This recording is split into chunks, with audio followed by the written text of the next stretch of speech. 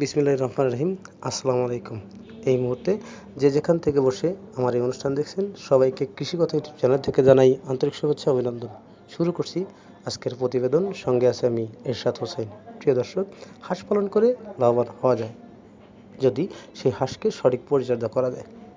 তাই প্রতিবারের মতো আমার চ্যানেলে বিভিন্ন খামারের ভিডিও আপলোড করে থাকি আপনাদের উপকারের স্বার্থে বা আপনাদের সফলতা হওয়ার স্বার্থে।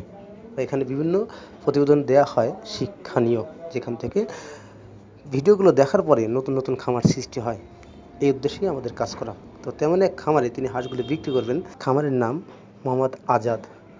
তার যিনি যেখানে থাকেন ধামরাইল থানা, ধামরাইল গ্রামে, মোহনপুর, সেখানে তিনি হাঁসের খামার গড়ে তুলছেন। তিনি সেই হাঁসগুলো বিক্রি করেন। তার হাঁসের বয়স 55 দিন, মানে 1 মাস 25 দিন। তার কন্ট্যাক্ট নাম্বারটা হচ্ছে 01713442869।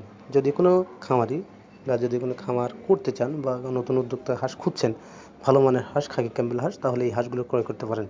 ওনার নাম্বারটা ডিসক্রিপশন দেওয়া থাকবে এবং এই নাম্বার যোগাযোগ করলে আপনারা অবশ্যই হাঁস খামারির কাছ থেকে হাঁসগুলো ক্রয় করতে পারেন অতি স্বল্প মূল্যে। তিনি একজন শিক্ষিত লোক, তিনি হাঁসগুলো বিক্রি করবেন।